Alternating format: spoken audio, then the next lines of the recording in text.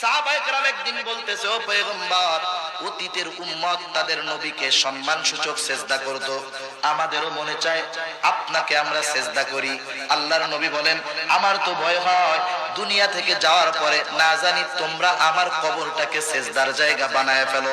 সাবধান, তবে শুনে রাখো, দুনিয়াতে যদি কোনো মানুষকে মানুষের সেজদা করার আদেশ দেওয়া হতো, আমি দুনিয়ার নারীদেরকে বলতাম তোমরা তোমাদের স্বামীদেরকে সেজদা করবা। এই কথা যদি কোনো নারী বুঝে, তাহলে কোনোদিন এই নারী স্বামীর সাথে বেয়াদবি অশালীন আচরণ করতে পারে না, ঠিক কিনা বলে? অথচ দেখুন, স্বামী তার স্ত্রীকে ভালোবাসে, বিবাহের পরে যেই ভালোবাসাটা হয় এটা চেহারার কারণে হয় না, চরিত্রের কারণে হয়।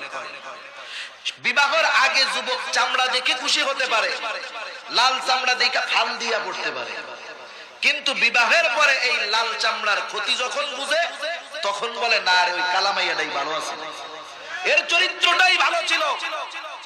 দেখেন, চিন্তা করেন, খাদিজাতুল কুবরা রাদিয়াল্লাহু তাআলা আনহা কামালিয়াত অর্জন করে নেওয়ালি একজন মহিলা, আল্লাহর নবীর চাইতে 15 বছর বয়সে বড় ছিলেন, কিন্তু কি পরিমাণ মহব্বত আল্লাহর নবী করতেন।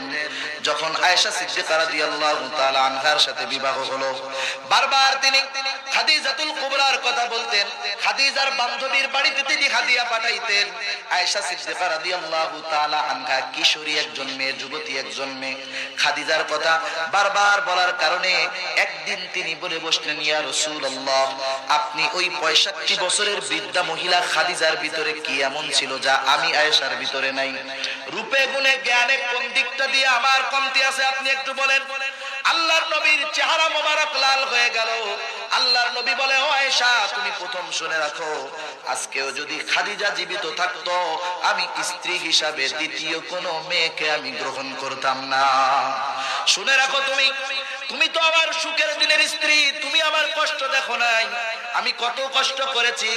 আমি যখন মক্কা জীবনে আমার কেউ ছিল না, আমার সম্পদ ছিল না, আমার কোনো দেখার মতো কোনো টাকা পয়সা ছিল না, আমার বয়স তখন 25, কিন্তু এই মহিলা 40 বছরের এই বিদুষী মহিলা, সে একজন ধনাঢ্য মহিলা ছিল, সে আমাকে গ্রহণ করে সে আমাকে সম্পদওয়ালা বানায় দিছে। শুধু তাই নয়, আমি যখন তাকে আদেশ করেছি, খাদিজা এই সম্পদগুলা সব তোমার দান করে দিতে হবে, কোনো কথা বলে নাই।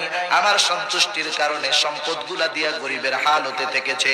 শুধু তাই নয়, শুনে রাখো, আমি যখন মক্কা জীবনে তাওহীদের আহ্বান মানুষকে করতাম, রিসালাতের দিকে যখন মানুষকে আহ্বান করতাম, আখিরাতের কথা যখন মানুষের কাছে বলতাম, কাছের মানুষগুলা আমার দুশমন হয়ে গেল। যেই আবু জেহেল, উতবা, সাইবা আমাকে আল আমিন বলেছিল, এরা আমার দুশমন হয়ে গেল। আমি যখন গভীর রাতে দিনই কাজ করে রাতের বেলায় যখন আমি বাড়িতে ফিরতাম, এমন একটা দিনও হয় নাই দরজায় এসে 2টা টোকা দেওয়া লাগে নাই, দরজায় এসে আসতে বলে খাদিজা ডাক দেওয়ার সাথে সাথে দরজাটা খুলে দিয়েছে।